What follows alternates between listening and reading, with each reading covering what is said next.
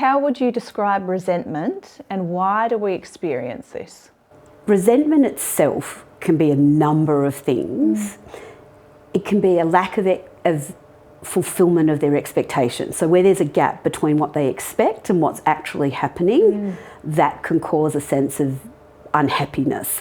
That if they don't express how they feel, this can lead to a certain sense of resentment over time, like harbouring negative feelings is what I would say in regards to resentments. Sometimes it shows up as anger. Sometimes if you've expressed needs to somebody or you've communicated them and someone promises and then doesn't deliver or breaks their word to you, that can cause a sense of resentment. If there's not repairs when there's hurts created. So if we have conflict and we hurt each other emotionally or verbally and that's not repaired, these sort of stack up almost like a pile under a carpet. So, you know, it becomes like this big mountain. And one of the things that I often encourage is couples usually know there's something going on that's difficult for them and they often don't seek help soon enough until it's really bad, and that can make it very hard. And there's often this assumption that I should know how to deal with difficulties in my relationship, I should know how to deal with feelings and needs of myself and my partner, and this isn't just natural as a human being, it's a learned skill. So depending on whether you've learnt that, what you've been taught, as to whether you know how to deal with that, and every individual's different. So although it may be one person may need something, another person may need something completely different. And as soon as you add children to the mix or families to the mix, and all the roles of what being a parent is or what being a father or a mother or a man or a woman or even in LGBTQI couples, you know, the difference in where do we fit, what's our roles in these circumstances. So this can be very hard to navigate because sometimes automatic things kick in that you hadn't even thought of and you start acting them out, thinking, why am I doing this? And in particularly if people don't feel like they can be vulnerable or that they feel like to admit they need support is a failure of some sort, they're sometimes reluctant to get support. And I think of it more like it's sort of education and support in creating a safe environment to have difficult conversations in ways that establish connection and increase and improve connection rather than destroying connection. I know that you work with a lot of FIFO couples. What are some of the challenges that FIFO couples in particular face?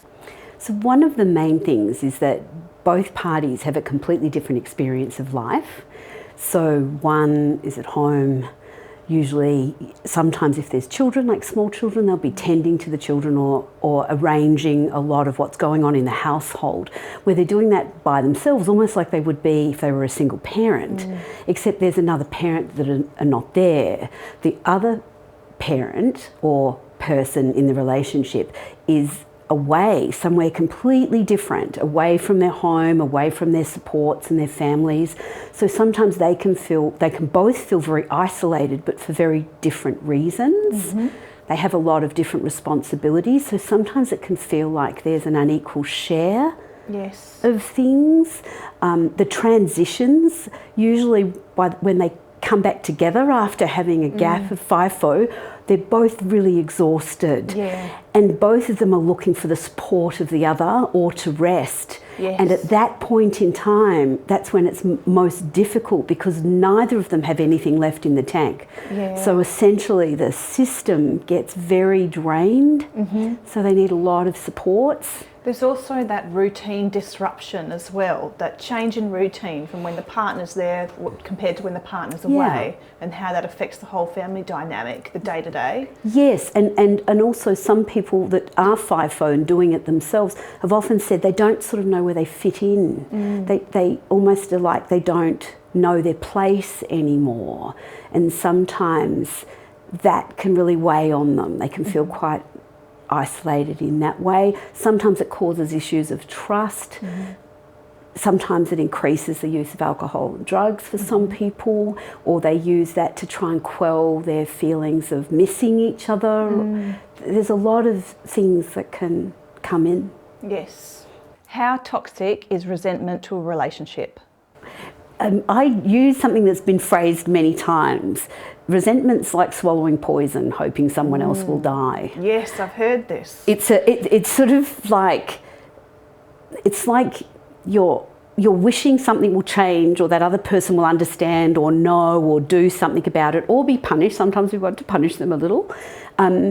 But we are the ones that end up, it's almost like a sort of internal bitterness that starts to creep in. Yeah. It robs us of our happiness, it steals. And often there can be an experience of feeling like you have no choice. When we're in a situation where we feel choiceless, or that we're powerless in some way or unable to change it, that can really grind that sense of resentment. Mm-hmm. And the saying about swallowing the poison, that also reminds me of kind of forgiveness. And forgiving not necessarily for the benefit of the other person, but forgiving them for yourself and your own peace of mind and your own mental health.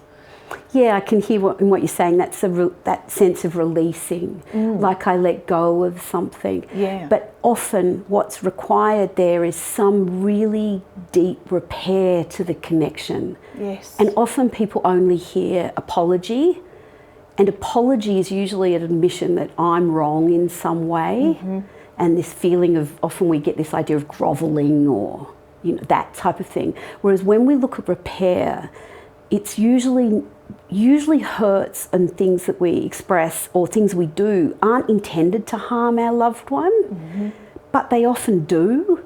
And because we didn't intend it, we think, what have I got to repair here? I didn't mean that. I didn't do that on purpose. But when we look at repairs, it's not about right and wrong. This is really crucial in that circumstance.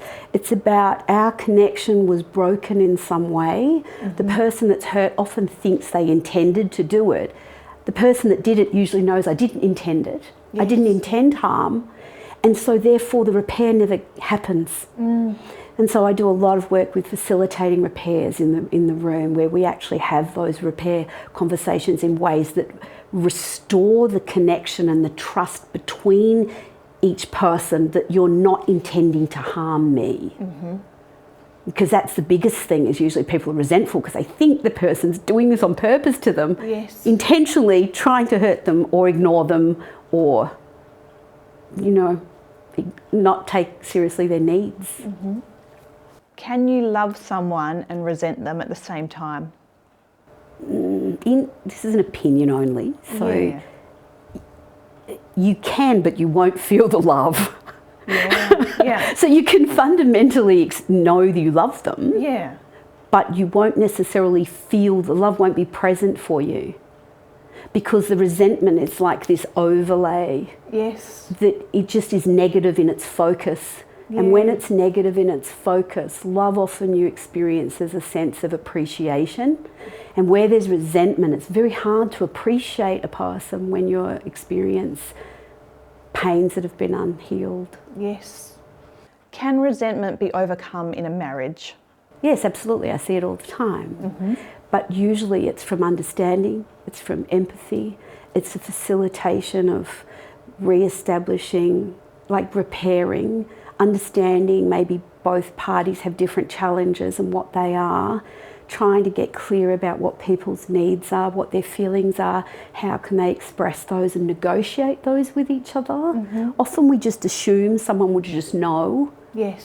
And we don't communicate it very well, and then we just get upset when they don't deliver. And so a lot of this is about looking at what are people's needs, what are their feelings, how can we communicate those. What happens when one person in the couple, expresses or communicates that resentment, but the other partner chooses to ignore that or not do anything about it, and that accumulates over a period of years? It's really hard. It's very hard. What often is happening though is what the person's hearing is they're hearing a complaint and they're hearing what's wrong. And often they don't know what to do to repair that. So sometimes they don't know what is needed, or it's beyond their capacity and they don't want to admit that they don't know how to do that or provide that.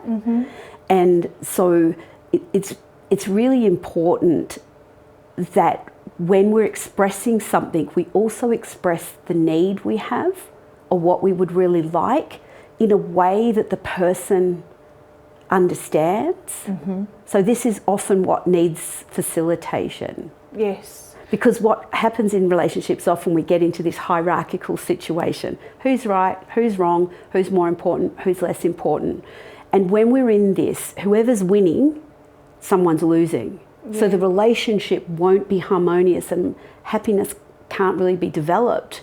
So I look at it from how can the person value themselves, value the other person and value their connection, not about who's right or wrong. Yes. And this often when people have this invitation in a way that they can understand, they're often more willing and more interested in meeting it where they feel like they can succeed in meeting it, as opposed to, look, I never managed to do this, I don't know how to do this, they're never happy. These are the cat's cries I hear. Nothing I do is ever good enough. Yes. That's one I hear. Yeah. And then the other is, I just don't feel valued or cared for. So these are two this can be a very strong cycle that goes around. So I tend to intervene in this cycle a little bit in sessions. And couples who are trying to navigate it at home, say one person in the couple is trying to bring it up with their partner, that they're feeling resentful because of X, Y, or Z. But that is met with defensiveness, or the other partner feels like it's a criticism. So it goes nowhere. There's no resolve or repair. What advice would you give to those couples, either to try and work it out at home or even through counselling? What would be a good avenue for someone? So just to sort of some of John and Julie Gottman's work around what they call the 4 Horsemen, which is 4 ways of dealing with conflict that destroys connection instead of enhancing it, which would be criticism, contempt, defensiveness and stonewalling. So there are different ways of approaching conflict that actually enhance connection, whereas those 4 ways destroy connection. So if someone's talking about resentment, that will naturally, if that person feels criticised because they're not hearing what the person really needs or what they would like, they may then get defensive in that response. So sometimes it does need some intervention. If you've had chronic levels of conflict, there's resentment that's built up, sometimes you just need some support in how can we actually hear each other, listen to each other, feel like the other understands, start to negotiate from an even, connected perspective, start to feel kind to each other and ourselves again in that connection. You know, because ultimately people aren't together because they hate each other. They start loving one another, and then sometimes the way they deal with conflict just erodes that. Yes. So as you start repairing that and start communicating in ways that are more helpful to connection, that starts to rebuild again. So you start to feel this natural sense of positivity towards them. Yeah. Does resentment ever go away? You choose whether you hang on to resentment or not.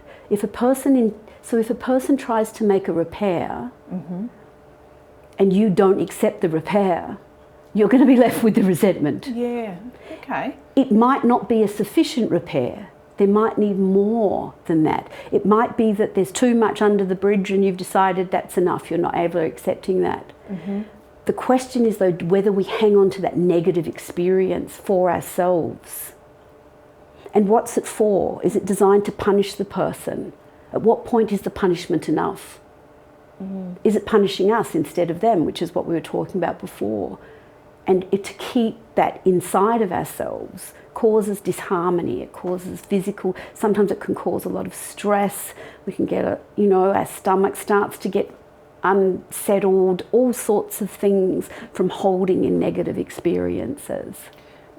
Does it come down to expectation and control of your partner? Can it come down to that? It can do, because some people mistake control for meeting a need rather than negotiation. So the distinction between negotiating a need and having the agreement of the other party, as opposed to so some people, if they're a bit anxious or a bit distressed or feel reduced, will try and control the person to stop that negative feeling, and that just doesn't work very well. doesn't really meet anyone's needs. It just means one person's needs overrides the other. Right. So that will just breed resentment over time. What can people do if they're experiencing resentment, and how could counselling help them to overcome this? Understanding this is understanding what needs there are, what feelings there are, and how can we express those feelings and needs in ways that the other person can respond to them, as opposed to feeling attacked by them. And counselling in particular, as I was saying to you, it's a lot about facilitating conversations between the couples so that they start to understand what's happening with each other and be able to genuinely care for them. They're not so busy protecting themselves from the other person's point of view because they feel unsafe that no one hears anybody. And that's what the safety of the counselling room hopefully provides. Do you know, it's not something, as counselling in couples, it's not something you do to a couple. You actually engage in a process with the couple that you support them and you go on a journey sort of together, and in that safety something new starts to arise, and it's, you know, it's really beautiful to see where couples regain a sense of care for each other. You know, they start to forgive, they start to make changes because they understand how their behaviour is affecting the other person. And when you start to see that and they start to feel love again and their families stay together where they may not have, it's really quite a beautiful thing to see in couples. And the changes, do you think they're sustainable for the couples? Oh, yes. Or is it dependent on the couple? Well, once they've learnt certain skills, those skills they've learnt, they can use any time. So once they've got effective communication skills, if they have a situation where they have a stressor that's really difficult, sometimes they need more support. And that's, you know, because no one's got a handbook. Yes. How to deal with having a child, how to deal with a FIFO relationship, how to deal with maybe the loss of a family member, how to do it all when you don't have families close to you or a lack of support. What happens if someone gets sick? None of this there's no book for it.